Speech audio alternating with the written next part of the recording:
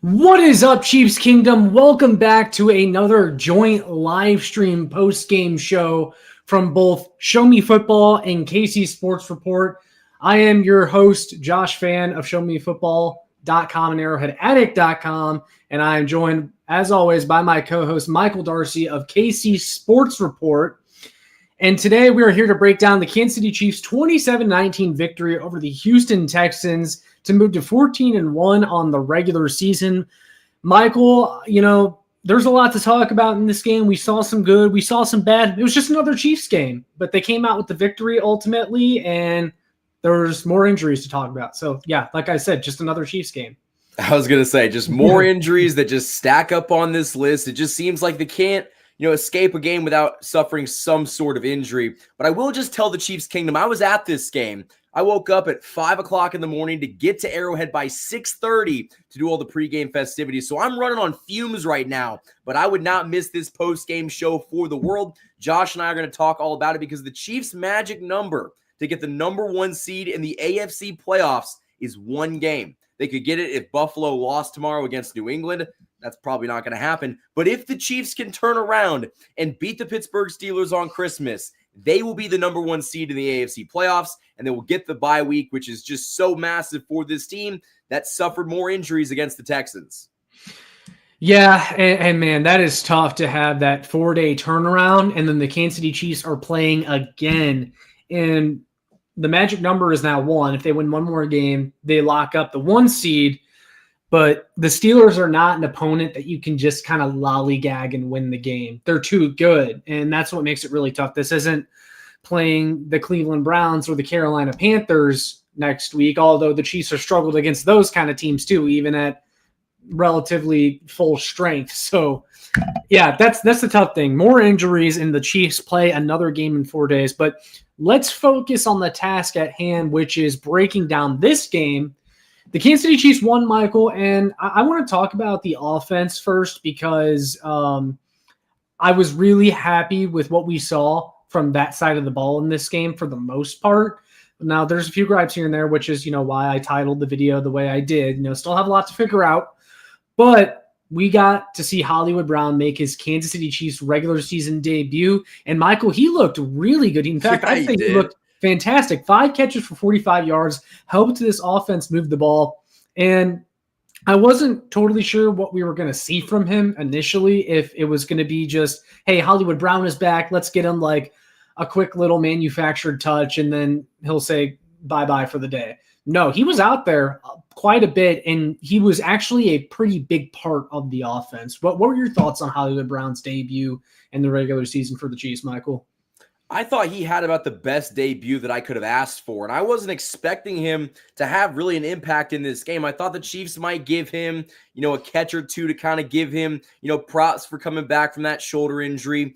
But he was a massive part of the offensive game plan, which I was not expecting for a player who's making his Chiefs season debut coming off of a shoulder injury that had him sidelined practically the entire season. Guys, we have 2 games of football left, and he was a major part in this offense. And it just makes me wonder, man, what would we have seen in week 3 or 4 if Hollywood Brown could have played to begin the season? I think that would have been so crazy to watch.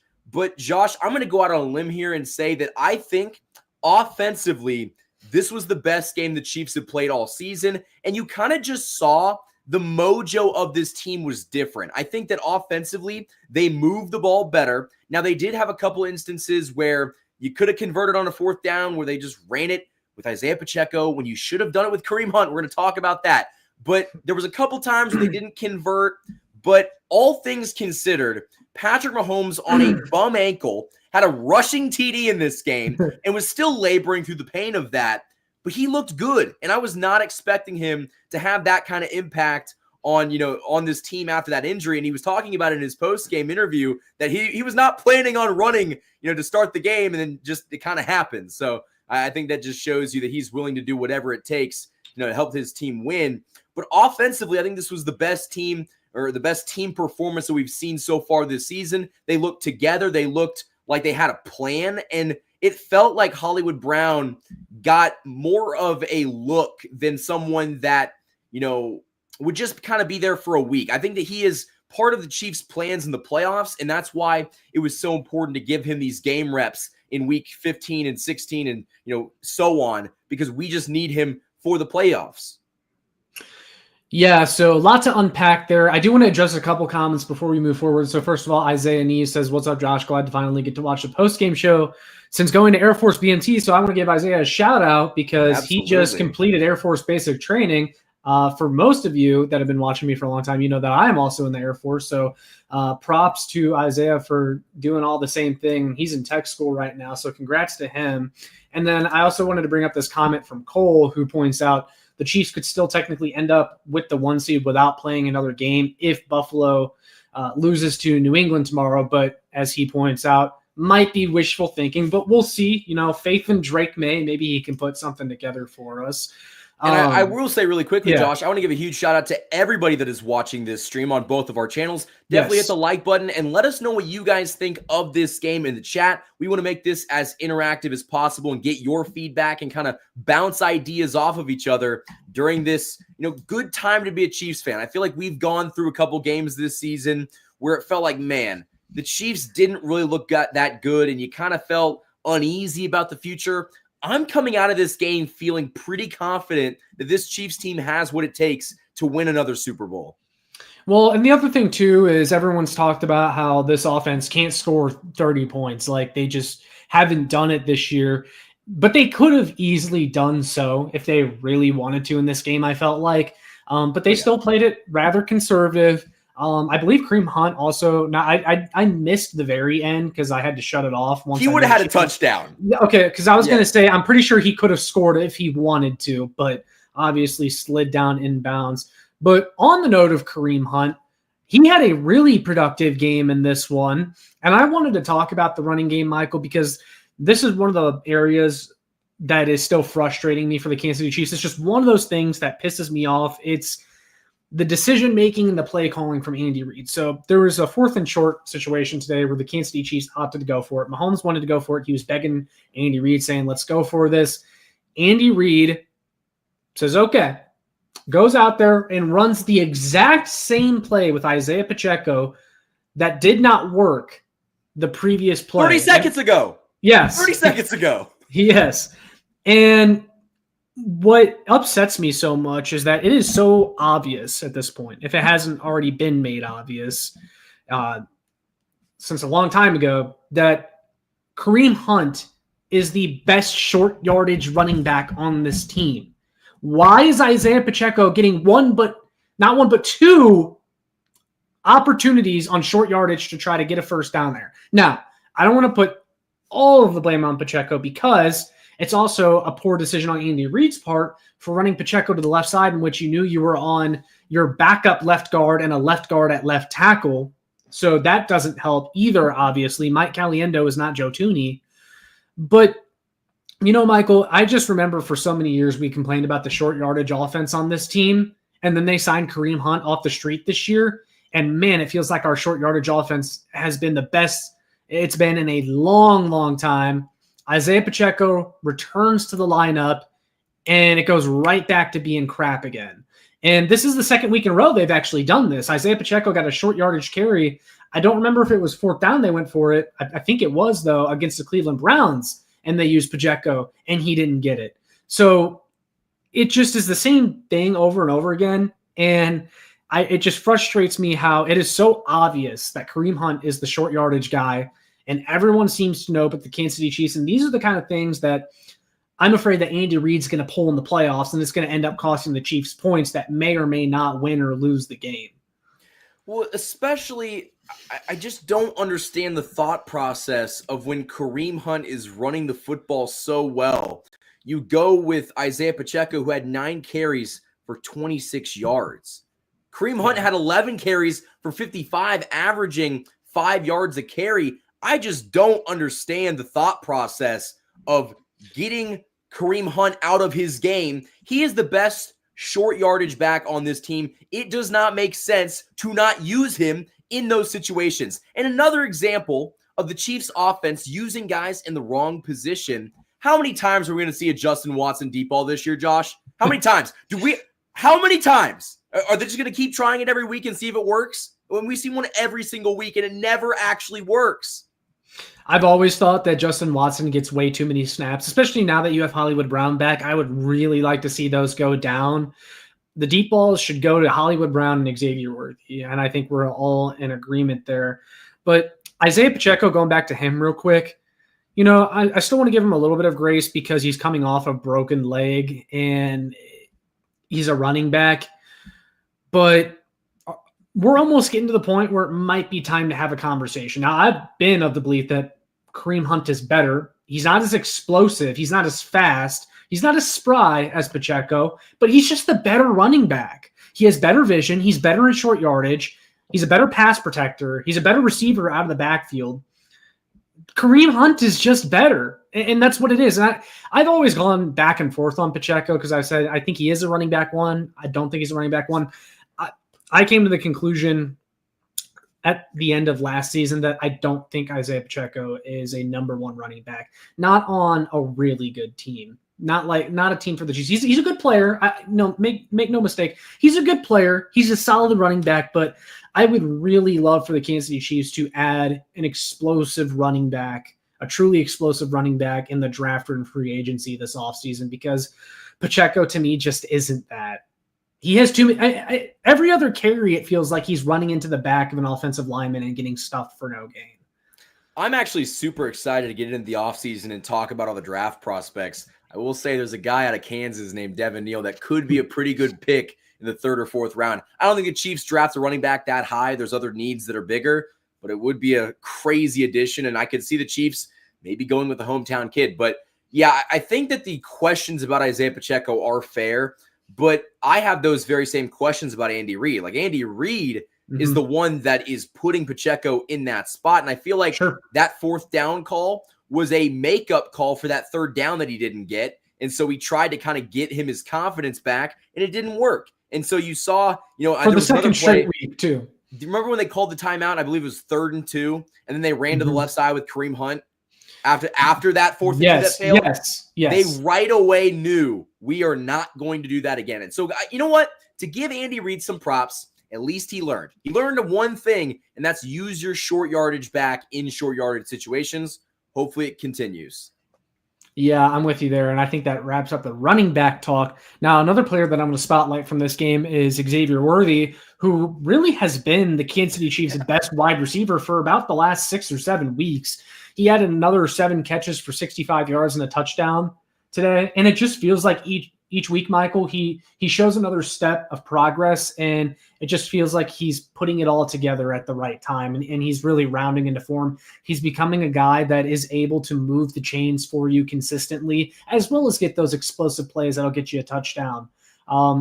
We haven't seen the deep bomb for a while, but it doesn't necessarily have to be that. We just need this offense to move the ball better than they have. And Xavier Worthy is definitely making that a lot easier by doing a lot of the little things right. And he had a really tough one near the sidelines that I think he did end up catching, but it was out of bounds. I mean, there's really nothing you can do there. Derek Stingley was pushing him to the boundary with his defense, and it just was never going to be complete. And then there was a mishap in the end zone where Patrick Mahomes was actually targeting Travis Kelce, but Xavier Worthy thought it came to him. Which, I want to get your thoughts on that.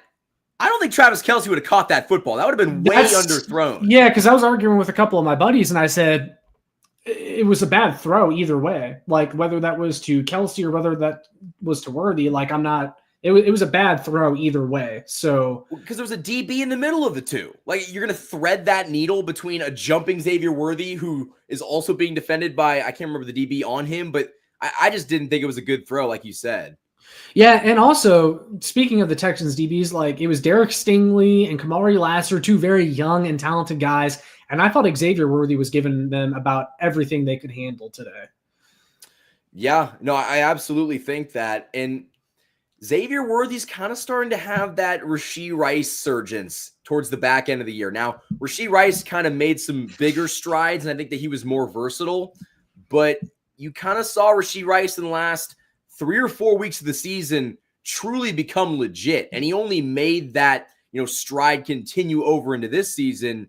But maybe Xavier Worthy is a guy that coming into the playoffs, the Chiefs can heavily rely on, like they did Rashee Rice last year, because He was leading the team in targets today with 11. He had 11 targets. That is insane. On a team that you have DeAndre Hopkins and Hollywood Brown, I'm very surprised that they're going that heavy in the rookie's favor. But clearly Andy Reid and this offensive staff thinks that he's got something. Yeah, and I mean, I don't blame them. And also, I think they're just trying to get him that experience prior to the postseason. They want to get him specifically involved as much as possible so that it just feels natural for him in the postseason. The same way it was for Rashee Rice last year. By the time we got to the postseason with Rashee Rice last year, I mean, he was fully integrated. And that Miami Dolphins wild card game, I mean, that was like his real true breakout game that he had, at least on the national stage. I mean, he was fantastic. I don't know if we'll get the same thing from Xavier Worthy, but I think that's kind of what they're aiming for. But we're going to see Hollywood Brown continue to get mixed in. We're going to see DeAndre Hopkins continue to do his thing, and he definitely did his thing today too. He had a very impressive catch near the sidelines where he was able to stop on a dime and kind of fall backwards while knowing that he was going to catch the football on his way to the ground. Really impressive catch. Did you see the first down one? Like, man. Yeah, so I have all the faith in the world in this wide receiver group, regardless of whether or not they add Deontay Johnson, Michael. If they're, for some reason, to put in a waiver claim and get him, Adam Schefter did tweet out this morning before the Chiefs game that he basically said the Chiefs are expected to put in a waiver claim for him. That is if he makes it that far down the order, which we'll see. I'm kind of doubtful, skeptical about that, but what are your thoughts on that real quick? I'm not going to go too in-depth because this sounds like a fantastic video for tomorrow, but I will say it's interesting because he has some character concerns, and I'll leave it at that. He's a character, for lack of a better term. He's been on, what, 3 teams in last season? Whatever team he lands on will be his 4th team in less than a year. Goodness gracious. So, yeah, sounds like a fit for the Kansas City Chiefs, Michael, but we'll talk about that a little bit later. Another guy that's going to be kind of an unsung hero from today, Samaje Perine had a couple really huge plays in timely moments. He had 3 catches for 50 yards. He just continues to do Samaje Perine things. Like he came up clutch day multiple times and was able to get huge chunk plays. So why don't we run those screen passes with the running backs running, like catching the ball in stride and turning upfield? Because it seems to work every single time, and Andy Reid is just so hesitant to do it. That was a Jerick McKinnon staple. Yes, it was. Maybe they're saving it for the playoffs. That's my only thought, is that they're just saving that for the playoffs, and Perine is just kind of being kept low key.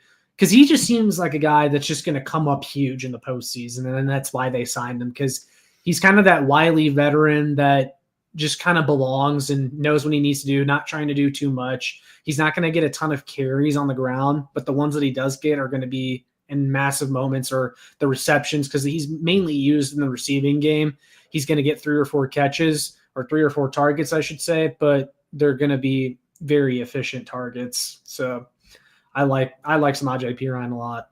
As your number 3, absolutely. And you've even seen when he's had an opportunity to run the ball, he explodes up the hole with great juice that you don't see from a lot of guys at this point in the season. So yeah, I think it's definitely a really good spot to be in, where he's your number 3 back. But I want to see him in that screen catching game, because like he's just going to turn up field, and he's got that acceleration, man. He can go. Yeah, he's faster than you would think, and I mean, once he gets going with a full head of steam, I mean, he looks pretty good.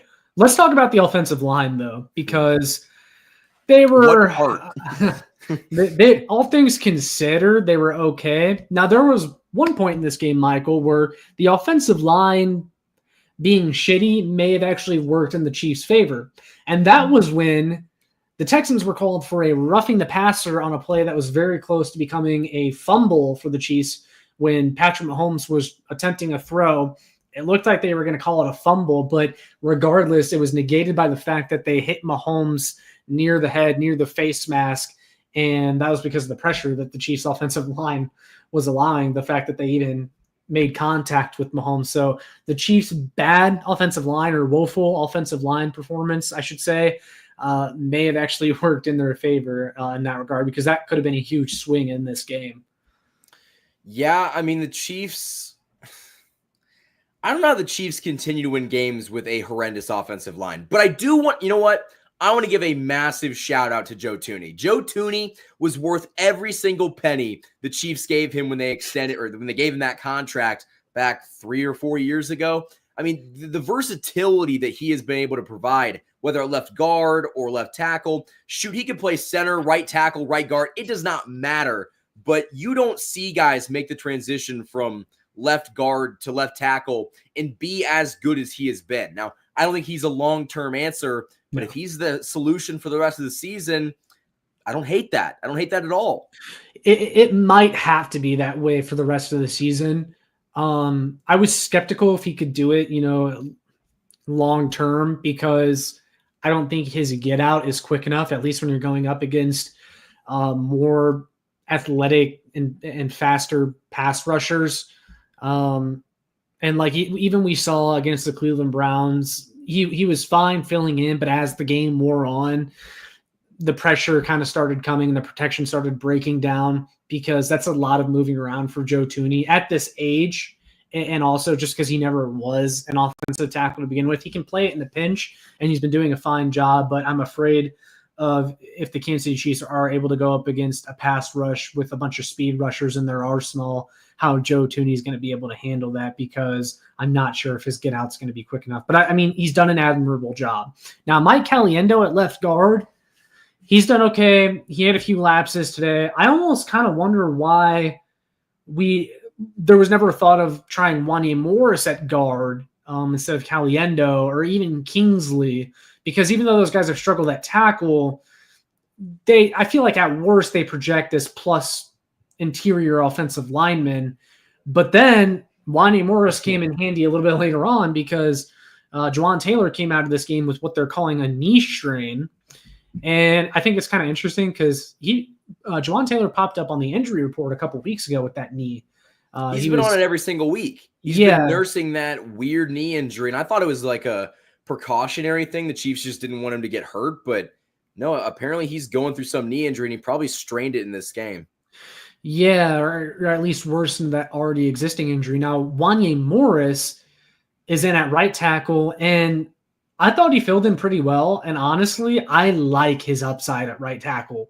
He may never be the starting left tackle for this team, but there may be potential, Michael, if they get him the reps and if they just hand him this experience now, he might be an upgrade from Juwan Taylor at right tackle. He wouldn't be called for false start penalties every single snap. Probably not. It could be a very interesting move. Now, I will say that I don't know if the Chiefs would do that, because they did pay so much money to. Yeah, I mean, I don't think they're going to, but I like his ceiling there. And I mean, he did play that position in college. He was never a natural left tackle. He always projected as more of a right tackle. So I would like to see what he could do. Yeah, no, it could be absolutely a possibility, especially I feel like in a pinch, the Chiefs offensive line is in good hands, because you have a lot of guys that could play very different positions on the offensive line. And so, you can lose a right tackle or a left tackle and kind of just tread water until the starter comes back. I think we're going to have serious questions on if DJ Humphries is going to play this season. That hamstring injury, he hasn't practiced since he suffered it. The report from Nate Taylor was saying that he was going to play on, Wednesday against the Steelers. Not to knock Nate Taylor. I think he does fantastic work. I don't understand how a guy like, DJ Humphries could start on Wednesday, but not play practiced. Today. He hasn't practiced in 2 weeks. He didn't play today. Is he going to practice tomorrow and Monday and then go on Wednesday? It just doesn't make sense to me. Yeah, I see what you mean. I guess we'll see. Maybe it was just kind of erring on the side of caution for the Chiefs, especially with, again, the fact that they just keep suffering these injuries, and I think maybe they learned from rushing DJ Humphries back to begin with. Yeah. So we'll see. I mean, overall, offensively, though, I agree with you. This was one of their better offensive performances of the season. They definitely left some points out on the field, though, but they could have broken that 30-point threshold at the end there if they wanted to. They could have been a little bit more aggressive if they really wanted to. I was going to ask you, though, are you still like, where are you at on the concern meter with the red zone offense in particular, though?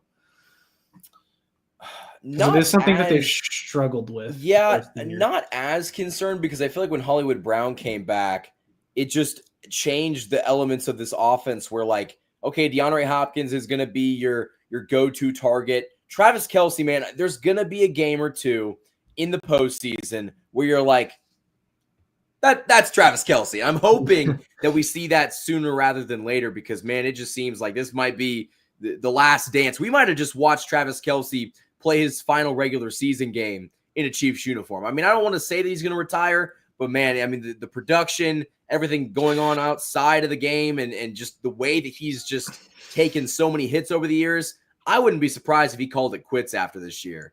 Well, and the broadcast talked about it multiple times. The connection this year just has not been the same as it had. Like, Kelce was always automatic, when the Chiefs needed a first down, getting open, and he's still done it here and there, but it has not been the same. There's been way, way more miscommunications between those two than there's ever been in a season.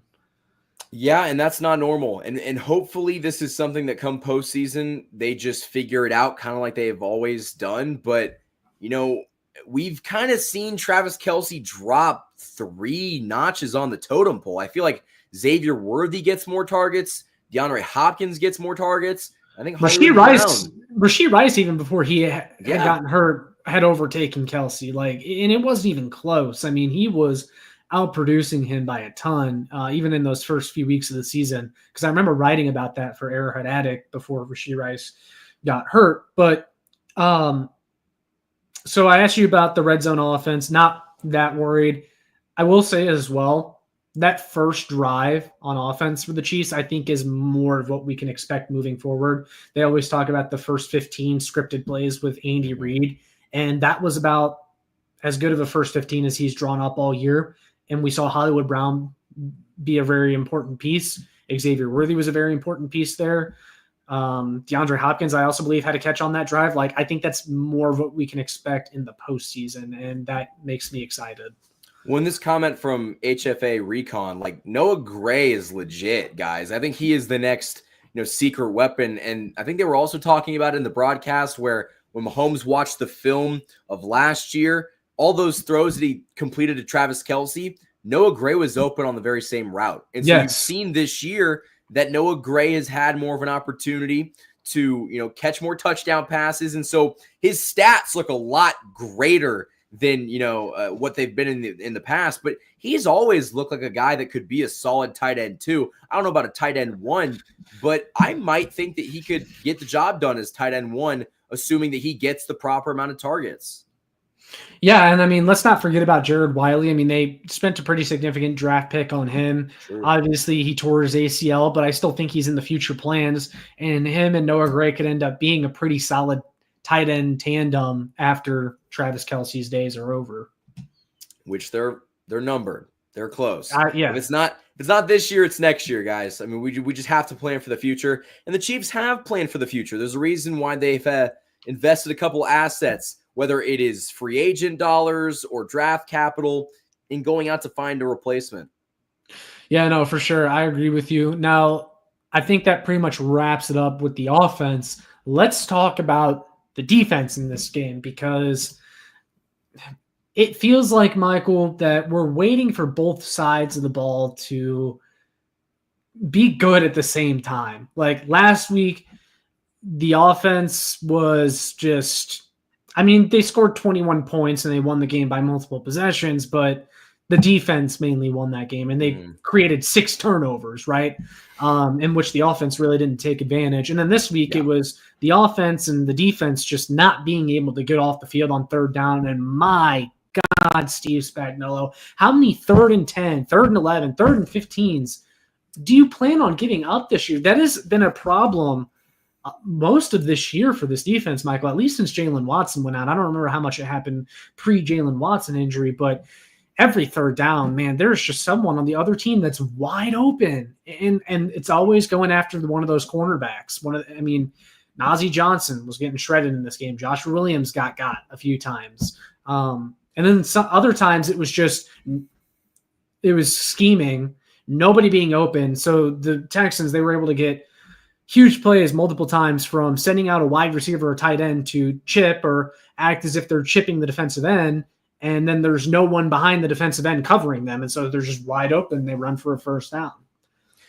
Yeah, listen, man, it's so hard because Jalen Watson was a big loss, and we didn't really talk about it in the moment. We've just kind of seen the ripple effects of losing a number 2 cornerback like him, and I don't think the Chiefs are banking on him coming back. So the thought process is it's Najee Johnson and Keith Taylor and Chris Rowan Wallace and Joshua Williams time to shine.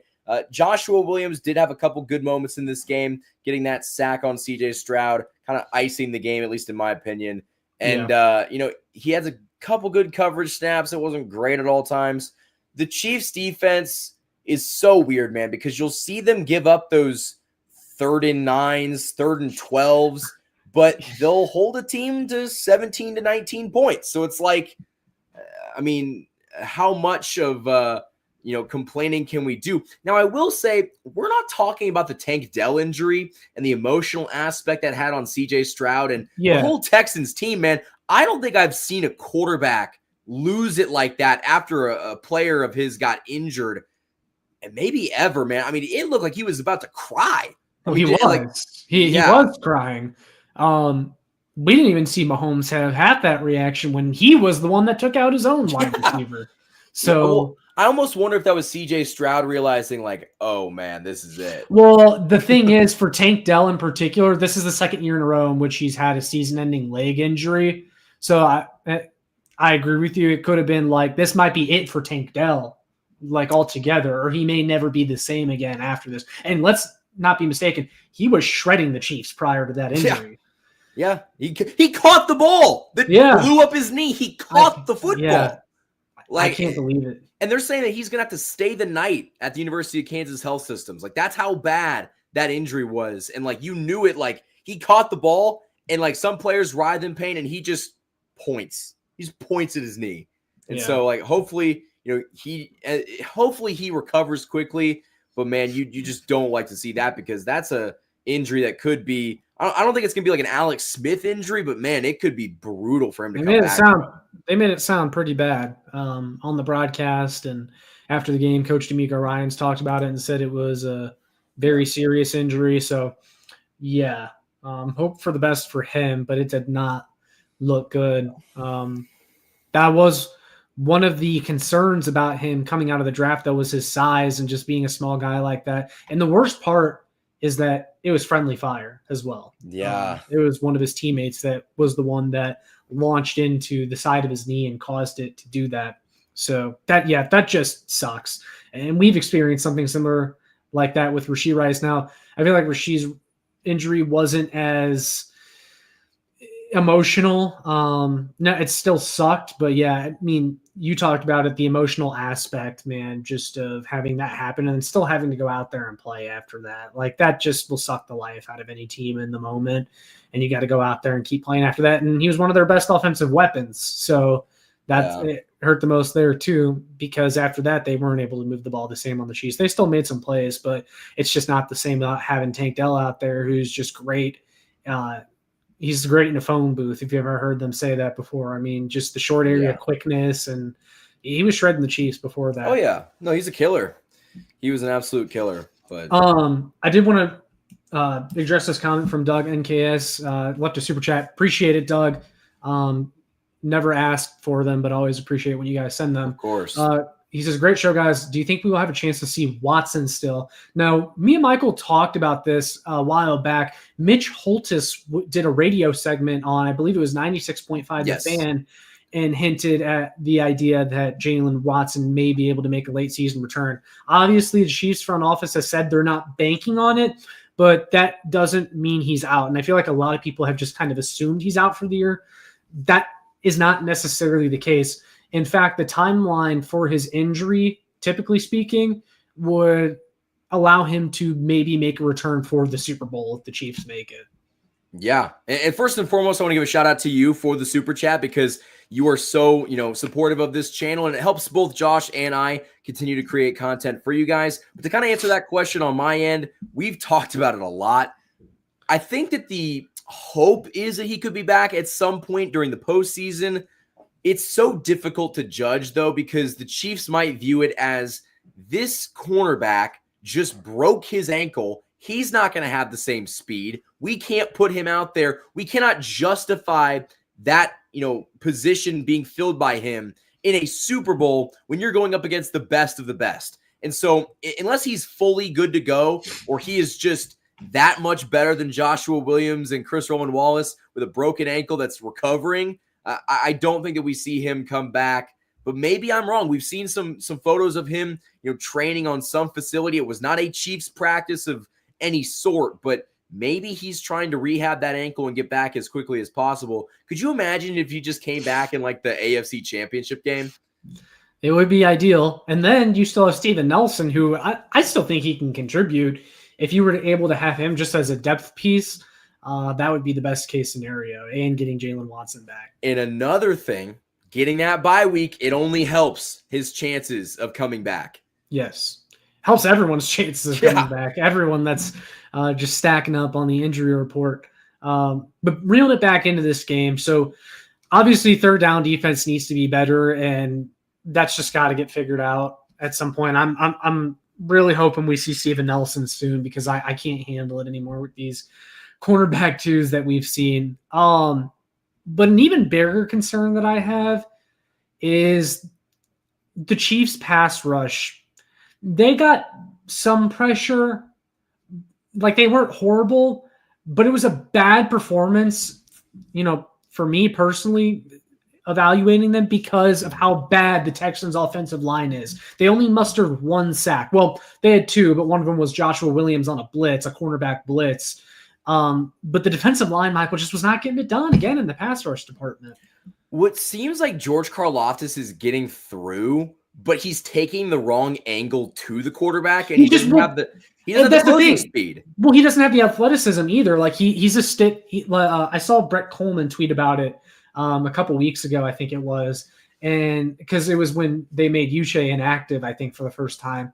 And Brett Coleman tweeted and said, "Oh yeah, I forgot. Steve Spagnuolo only likes defensive ends that turn like a barge in the river." Like but it's true crazy. Though. Like George Karlaftis, like he's not a bendy guy. Like he's someone that his sacks come when the coverage holds up for long enough, where it's like an energy sack or effort sack, or when Chris Jones collapses the pocket. Like he doesn't win a ton of his one-on-ones, and that's my issue.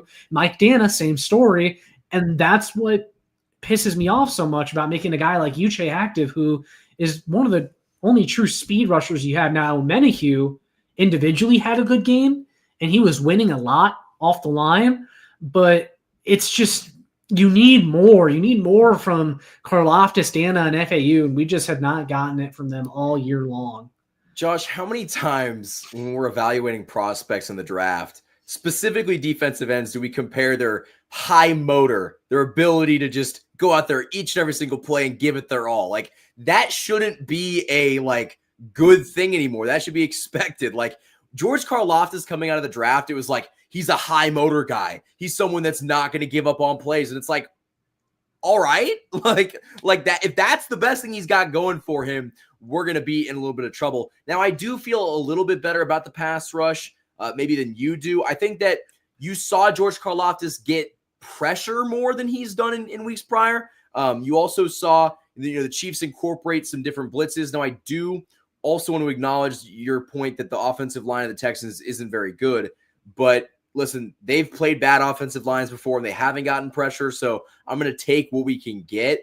But they're going to have to improve in the postseason. Like, this team is going to have to improve in a lot of aspects. And when Chris Jones went down with that little ankle injury, or maybe it was a calf injury. Strained calf, yeah. I audibly go, oh my gosh. Like, is that especially he's down on the field, he's holding his calf. The entire team just swoops around him. Well, I dropped a few F-bombs because Chris Jones is one of those guys that if you lose him, it's over. You're not winning without Chris Jones. And I know people think that's rash. They're like, we still have Mahomes. I don't care. You don't have Chris Jones, you do not win you have no chance at the Super Bowl. That is how important Chris Jones is. There's 3 guys that if they go down, you're done. Mahomes, Kelsey, Jones. And we had a scare with one of those guys today in Chris Jones. But they're calling it a strained calf. I know people are worried about it, but I do think it's worth noting that the broadcast on the sideline showed Chris Jones mentoring. I forget who it was, but it was one of his teammates mentoring him, simulating a pass rush move, and he was in good spirits. So I don't think he'd be doing all that if he were truly that hurt. I think it's more precautionary for the Chiefs. Yeah. And luckily they have a couple weeks left of the season, plus the bye week if they lock up that 1 seed, which they're very close to doing. So hopefully it just won't matter at all. Josh, I think you win on Wednesday, and Mahomes, Kelsey, Chris Jones, we'll say there's a couple other guys on that list. Don't play them. They're done. We've seen what they can do. You're fantastic. We'll see you in the playoffs. Like, there's no point in throwing those guys out there against the Denver Broncos in Week 18. Like, what are we going to prove? We got the 1 seed. They're just going to get hurt. Yeah. There's another comment I want to get to from Doug. I'll get to it in just a second. I see it, though. Yeah, shout out Jason in the chat. Good to see you. Yes. So I know you were at the game, so you didn't hear this most likely, but this perfectly just summed up the Chiefs pass rush situation. So they were talking about the broadcast. They were talking about George Karlaftis and when he first got drafted to the Kansas City Chiefs, and he said, I know where you're going. Yes. Yes. So they were telling the story about how George Karlaftis, when he was drafted, said that he's going to make sure that Chris Jones gets a ton of one-on-one opportunities because of him being on the outside. And then they immediately revealed the fact that Chris Jones has faced the most double teams in his career this year than any other year. And I'm like, that just perfectly sums up the Chiefs pass rush. George Karlaftis, you are not good enough. And I mean, like, he's a solid player, but I've always said he's a defensive end number 2 at best. And that was just embarrassing to hear that. And I know they didn't mean it that way, but as soon as they said that, I'm just like shaking my head because they literally were like, yeah, George Karlaftis is, really excited about playing with Chris Jones. He thinks he'll give him a ton of one-on-one opportunities. And they're just like, yeah, Chris Jones feels like he's faced more double teams than ever this year. And it's because there's no true threat on the outside.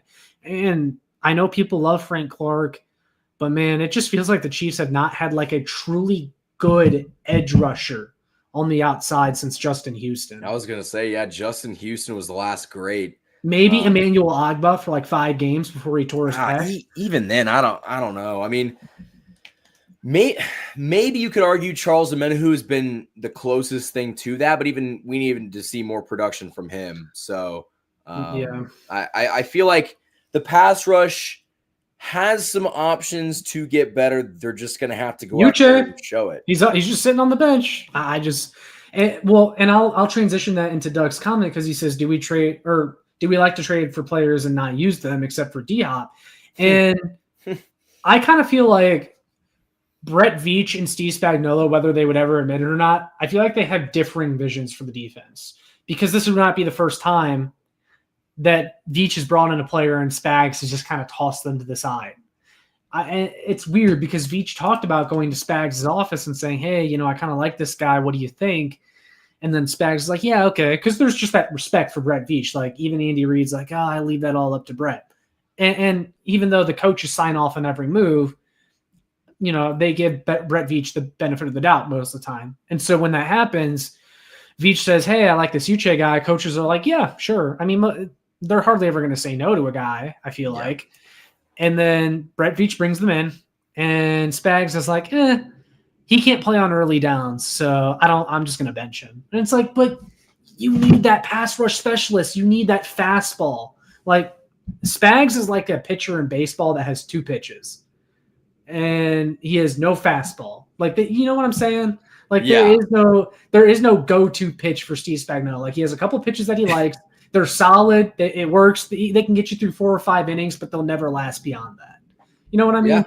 Yeah, no, I do. Yeah. Sometimes it kind of feels like he's the closer that only throws fastballs. Yeah, sure. And so, like, blitzing. Like, I don't know, man. We've always talked about the Spagnuolo prototype edge rusher, and we're really going into the weeds here. Remember when Tano Passanio was the model, the product that he, like, loved Tano Passanio. Yeah, he loves a big, lanky defensive end that can set the edge. They'll get you some effort sacks, but it's more about setting the edge and defending the run. Tano is wasting away right now in New Orleans. Is he? A lot of former Chiefs are. Yeah, dude. Honestly, it's Chiefs South down there. Chiefs South, yeah, because they just picked up CEH the other day. MVS, who I forgot about. Let's go down the list. Let's go down the list on this stream. We got the recent one, Clyde Edwards-Helaire. MVS would be the second one. Well, here, I'll see if you get all of them. I'm just going to let you try to name them all, and I'll tell you if you forgot any, because I know them. So we got CEH, MVS, Tyrann Mathieu, Willie Gay, Colin Saunders, Tano Passanio. Yep. And is there one more? Well, so is there's Dan Sorensen still kicking it somewhere? No, but he was there for a second. He was there, yeah. Did you mention MVS? Yeah. Okay. Yeah, I think you got all of them. But yeah, I mean, it's been a lot. And they still suck. It just goes to show you that you really can't replace Andy Reid's system, because you can take some Chiefs players and those guys have won Super Bowls here. But you know what's crazy though is MVS actually went off for like 2 weeks there. Like he was good. He was really good. Just kind of stepped in there and started making plays. Dude, it's so MVS to be so great on a meaningless team. Just that has no purpose in playing. They're just fantastic. It doesn't make sense. It doesn't. CH is going to have 1,000 rushing yards in the last 2 weeks of the season, and we're just going to be. But like, also going back to Steve Spagnuolo for a second, I feel like, there's a lot of defensive players that he'll bring in here and they get worse here. And then they go somewhere else and then they kind of either succeed or they stay the same. Even Eric Murray, when I heard Eric Murray was still playing in the NFL, I was like, whoa. I think the safety for Houston. Like, I remember very distinctively he was on that, like, I think he got drafted in 2016. He was a part of like they traded him for Emmanuel Ogbah. Yeah.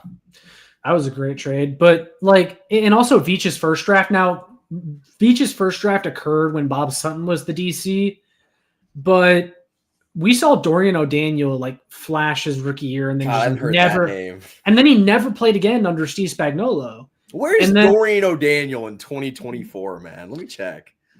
The Niemans are still kicking it, both of them, because he has a brother or a cousin or something like that plays for the Chargers, Nick Niemann, and Ben Niemann's on the Lions currently. We're just going down all kinds of we are in the weeds right now. Yeah, we really are. Sorry, guys. We'll get out in a second. Dorian O'Daniel is currently on the Pittsburgh Maulers, which is a UFL. Yeah. Or USFL. I forget what they call it. How quickly they fall. But he's a Super Bowl 54 champion. You cannot take that away from him. He was a good special teamer. I mean, yeah, he was. He heads out there. But no, I mean, Spags has a type on the defensive line. I don't agree with it. I was hoping that Joe Cullen, being the defensive line coach, would add more of a blend, and Brett Veach targeting athletes at the position would bring more of a philosophical blend. And it just hasn't happened that way, because they brought in, and like even Charles Omenihu was a guy that Veach signed, and he's good and he contributes, but Mike Dana still consistently gets more snaps than him, when Charles Omenihu is so clearly the better pass rusher than Mike Dana. Mike Dana has like a 6% pressure rate this year, which, if you guys aren't familiar, is pretty horrendous for a starting defensive end. You make a good point that there seems to be a disconnect between defensive coordinator and GM. And yes. Why are we trading for guys that aren't going to play? Just they've lit multiple draft picks on fire this year, trading for defensive linemen. Cam Thomas is another one. They traded for him from the Arizona Cardinals, and he just never even got a chance, really. Did he get a training camp, though? Was he in training camp? No, because they traded for him during cutdowns, so he didn't spend training camp with the Chiefs, but he was on the practice squad and got a couple elevations, I believe, and he even appeared in a game but got like 3 snaps, and then he's not on the team anymore. They released him, but it just, I don't know. They're definitely get a ring if they won it this year, Josh. He'd be a Super Bowl champion. He would, but it just feels like there is a philosophical disconnect between Spags and Veach, but of course I don't think we'll ever hear about it. So no, we won't. And if they keep winning, I don't care. If they keep winning Super Bowls, I don't. You can light all the draft picks you want on fire, but it just seems like, man, like Like we got a nice shiny toy on the sideline and Joshua Uche, and like we're trotting out Mike Dana to go out there and get stuffed for 3 hours. Like there's better uses of the position and the talent that we have. But there's a reason I'm not coaching defense for the Kansas City Chiefs. So what do I know? Yeah, it is what it is. Overall, the defense has some things to clean up. You know, they were really good last week. This feels like it was a step back for them. And I'm just hoping that we can get both sides of the ball on the same page eventually, because if we can, I think this team will. I mean, they're really close. They're really close. Today was a good performance. It wasn't great. There was things to pick out, but they're really close, I feel like. I saw something. I can't remember who said it. That I think it was someone from KC Sports Network, but he was like, the Chiefs don't have to improve to win the Super Bowl because they can go out there and just find ways to win. And like, while I think that that's kind of idiotic surface level, there is a lot of truth to it because the Chiefs are so good and that they can win games against playoff teams. Like if we want to go over the past couple of weeks, they beat the Chargers, playoff team, Broncos, playoff team. Yeah. You want to go down to, the Texans or the Ravens. They have beaten a lot of playoff teams and they haven't looked very good. I still think they need to elevate their game in the playoffs, but they don't have to have the giant, the giant flip switch that they had to have last year in order to win. Yeah, not to the same extent. They still need to flip a switch in the postseason, but not to the same extent. Like that offense was horrendous last year. The wide receivers were terrible. This year, it's not, Michael, I think we can both agree, and I think this is a perfect way to put it. It's not a talent issue this year. Last year was a talent issue. They have the guys. They have the players. They have the talent. They just need to figure it out, and they need to put everything together. Which puts us in a better position than we were in last year. So that should give Chiefs fans a lot of, reason to be optimistic and calm going into this, stretch where you play the Steelers and the Broncos and then into the playoffs. You are better than you were last year with better offensive talent, with probably more defensive talent as well. And you're 14-1 right now, Josh. Statistically, record-wise, this is probably the best Chiefs team of our, I don't want to say of our lifetime, but it might be of our lifetime. There's a good chance they don't lose again. It's up there with the other 3 Chiefs teams. Well, yeah, I was going to say the other Chiefs teams that won the Super Bowl. Of course, 2020, they didn't win the Super Bowl. But, before injuries, sure. That roster stacked up against just about any team all time, talent-wise.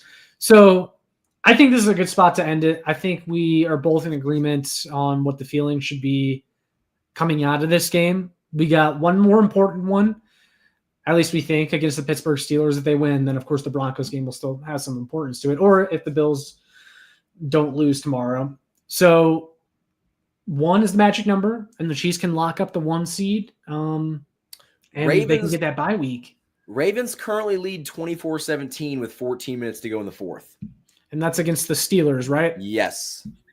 So not like that matters that much in the grand scheme of things, but because the Steelers lost to the Eagles last week, so they're all but essentially out of contention for the 1 seed. But we just need the Bills to lose tomorrow. That would be really nice. If the Bills lost tomorrow, would you rest guys on Christmas? Oh, yeah, I would. Okay. I know the NFL. I would too. I know the NFL doesn't want that to happen because this is their big rolling out of the red carpet for the Netflix game, and it's Christmas Day, and they want the game to mean something. But that would be a real nice middle finger to the NFL saying, "Don't make us play 3 games in 11 days." Yeah. We'll load manage. We'll load manage these guys. But and honestly, Michael, the first one. Honestly, Michael, a game with Carson Wentz starting at quarterback in a game that means nothing for the Chiefs would be the most fun football game for me to watch of this season. Oh, yeah. Because these games have not really been that fun to watch for me. They've been stressful. The most fun that I would have watching a Chiefs game on Christmas Day would be with Carson Wentz under center. I want to see what he can do. And see, maybe Hollywood Brown goes off for like 115 yards, a couple touchdowns. Like, he has an opportunity to get some snaps. DJ Humphries has an opportunity to get some snaps, and that's a good thing for this team. Yeah, I agree. I hope that's what we get to see happen. That would be quite the game on Christmas Day. Yes, we did. One last comment before we sign off. Yeah, Rick says we made Tim Settle Jr. quiet down. Who? Yeah, I was going to say, did he do anything today? Wasn't he the one that committed the roughing the passer that negated the fumble by Patrick Mahomes? I'm pretty sure that was him. So, yeah, quite the game for Tim Settle. He had a lot to say prior, but never seems to work out when the players call out Patrick Mahomes. So, no. Michael, I think that's a good stopping point. Those of you that have been watching, we appreciate you guys. We had a really nice crowd here tonight. We appreciate it. Make sure you like, share, and subscribe. Some more Chiefs fans can find this. You can check out my work on showmefootball.com and arrowheadaddict.com. You can follow me on Twitter at showmefb. And then, of course, Michael, where can the people find you for those of them in the comments that aren't watching on your channel? They should be subscribed already, but yeah, you guys can subscribe to my channel, KC Sports Report on YouTube. Where else are you going to find two people talking about Dorian O'Daniel in 2024? You're not going to find that. So hit the like button on this stream before you leave. Subscribe to both of our channels. We've been posting content each Where else? Yeah. Where else are you going to have two people naming every single former Chief that plays for the New Orleans Saints? You just don't get that kind of content anymore. We're talking about Daniel Sorensen in 2024. It's not going to happen. So definitely hit the like button on this stream. Subscribe to both of our channels. We're going to get out of here because we have to go, record a pre-record for both of our channels to give you guys content for tomorrow. We're always working here over at KC Sports Report and Show Me Football. So definitely hit the like button on this video to show your support. Yeah, we are working around the clock. We are basically like Santa's elves right now. Yeah. I mean, we are just working around the clock to get you guys all the content. So make sure you like, share, and subscribe one more time. Subscribe to both Michael and I. You can view this on both of our channels. Go ahead and like both of the videos. That would be a huge help for both of us. Helps us get seen. So, yeah, that's all we got for you guys in this one. So we're signing off. But as always, go Chiefs. Go Chiefs.